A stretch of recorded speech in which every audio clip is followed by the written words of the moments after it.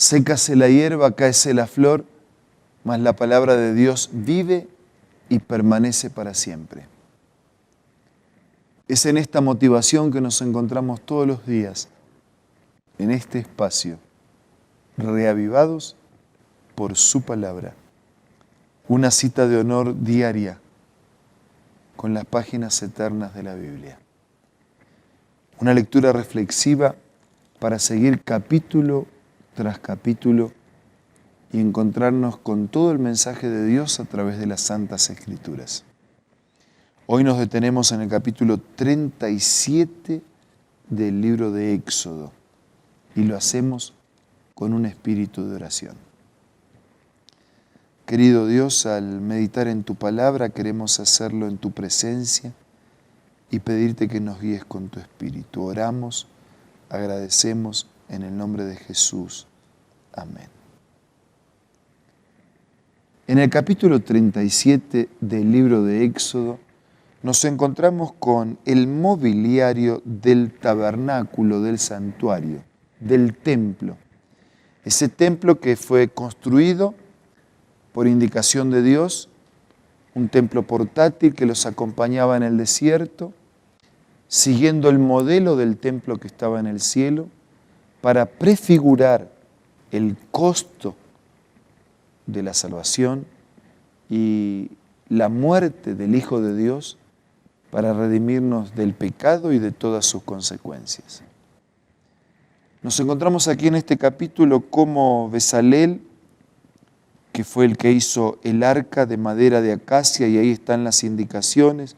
Así que tenemos en primer lugar el arca que es símbolo de la presencia de Dios. Es el lugar central en el santuario. Es el lugar donde la presencia de Dios se hace real, llenando aquel tabernáculo. En el versículo 6 dice que hizo asimismo el propiciatorio de oro puro de 2 codos y da las medidas y los labrados y los detalles. El propiciatorio era la tapa del arca. En su interior estaban las 2 tablas de piedra, la ley de Dios. Esa tapa, esa expresión propiciatorio, es la misma expresión que va a utilizar en aquel relato del Evangelio, cuando el pecador inmerecido, en contraste con el fariseo, dice: Señor, sé propicio a mi pecador. Sí, cúbreme, estoy desnudo, estoy arruinado, pero cúbreme con tu justicia para transformar mi vida. El arca tiene que ver con la presencia de Dios.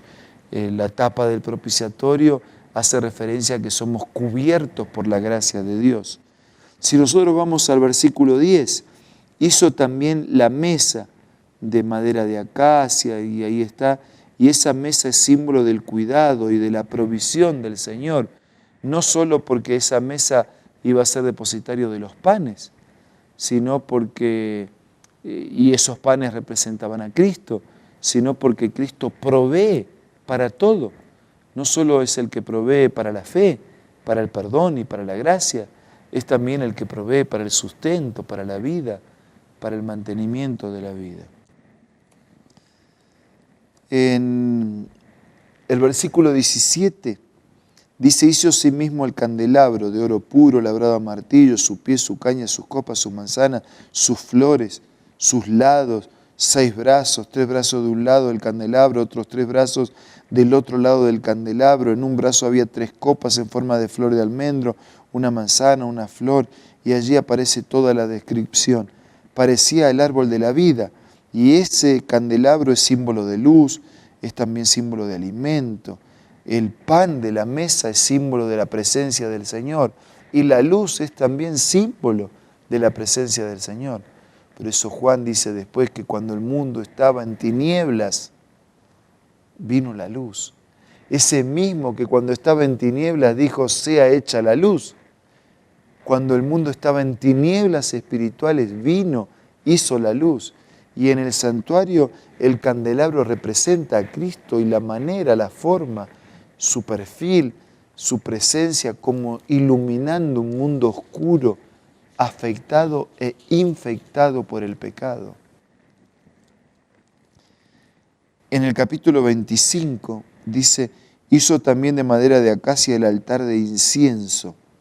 Entonces hizo de un codo de largo, de ancho, cuadrado, sus cuernos, recubrió de oro puro su cubierta, etc. Y va haciendo la descripción. El altar de incienso. Era el lugar donde se quemaba el incienso y eso también producía un aroma y eso subía y eso era símbolo de las oraciones que suben, que se elevan como desde el altar del incienso de un corazón que busca a Dios. Pero si nosotros continuamos leyendo, dice el versículo 29, hizo asimismo el aceite santo de la unción y el incienso puro aromático según el arte del perfumador. El aceite, símbolo del ungimiento. Somos ungidos por el Espíritu Santo. Es el Espíritu Santo el que trabaja en nosotros para convencernos de que somos pecadores, para conducirnos al juicio, a la justicia, a la verdad, para conducirnos a Cristo. Ninguno de nosotros podría arrepentirse si no es por la obra del Espíritu Santo. Ese mismo aceite que ungió a Cristo en su bautismo para cumplir su misión, es el que nos unge a nosotros, primero para llevarnos al arrepentimiento, para llevarnos a una vida transformada y después también para llevarnos a una vida con un propósito misional de salvar a otros. Ese altar del incienso que representa las oraciones que se elevan hacia Dios y un ruego que sube y una respuesta que desciende en una comunión y en una comunicación que cada vez tiene que ser más íntima con el Señor. Ese candelabro que con sus brazos representa la perfección y que con sus luces representa el papel de Cristo iluminando. Esa mesa que con su pan representa el alimento y la provisión de la vida, pero al mismo tiempo representa al pan vivo que descendió del cielo para producir vida. Esa tapa de propiciatorio que representa a un Cristo que por sus méritos nos cubre de nuestros pecados. Y ese Adán y Eva que tuvieron que hacerse hojas de higuera para cubrir la desnudez, pueden Adán y Eva y todos nosotros y todos los seres de todos los tiempos recibir esa cobertura de ese Dios que es propicio a nuestros pecados, colocando su manto de justicia para limpiarnos y para transformarnos. Y esa arca que representa la ley de Dios, la palabra de Dios, el carácter de Dios y la presencia de Dios, la santidad de Dios. Sí, todo esto presente en los muebles del santuario, en los rituales, en los sacrificios, en los sacerdotes, en las vestimentas, en los cultos, para ilustrar, para graficar, para enseñar de manera solemne, de manera reverente, de manera impactante, en la muerte de todos esas ofrendas sacrificadas, que el pecado no es gratis, el pecado se paga duramente, fuertemente. Vaya si fue duro y fuerte que el mismo Hijo de Dios tuvo que dejar el cielo, venir a esta tierra y morir para pagar la culpa del pecado. ¿Y por qué Él pagó lo que yo no podía pagar? Abrió para mí un camino de fe, de esperanza. Por eso yo creo en el sacrificio del Señor. Por eso yo creo en esta enseñanza del santuario que ilustra el papel de Cristo en el pasado, en el presente y en el futuro. El papel de Cristo para salvarnos definitivamente, para sacarnos de las tinieblas de este mundo de pecado y llevarnos definitivamente a la luz de un mundo nuevo. Yo creo, yo agradezco y yo quiero comprometerme con este amor. ¿Y usted? Vamos a orar.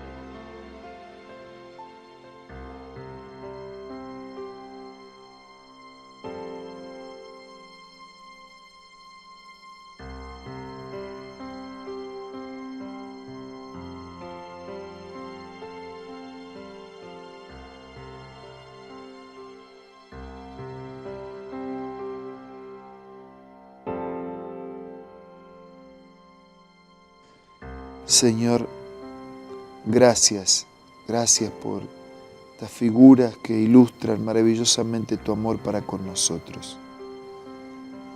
Gracias por el papel de Cristo, por su vida, por su muerte, por la ofrenda de su sangre, por su intercesión, por su mediación. Gracias porque Él es mi sacerdote, Él es mi pastor, Él es mi creador, Él es mi sustentador, Él es mi salvador, Él es mi Señor, Él es mi intercesor, Él es mi iluminador, Él es mi purificador. Gracias, Señor. Ayúdanos no solo a creer y agradecerte, sino también a comprometernos y vivir para siempre contigo. Bendice a todos nuestros queridos amigos que nos escuchan de distintas maneras y danos hoy un día muy especial. Te pido, te agradezco todo en el nombre de Jesús. Amén.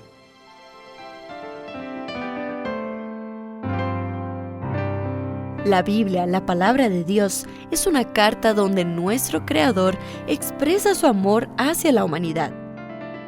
Es una recopilación de textos que en un principio eran documentos separados, escritos por varias personas, todas ellas inspiradas por Dios. Primero en hebreo, arameo y griego durante un periodo muy dilatado y después reunidos para formar la Biblia cristiana. Está dividida en dos grandes secciones, el Antiguo Testamento con 39 libros y el Nuevo Testamento con 27. En la Biblia se desarrolla la historia de la salvación de Dios al hombre. En toda ella hay una línea conectora que une todo, Jesucristo.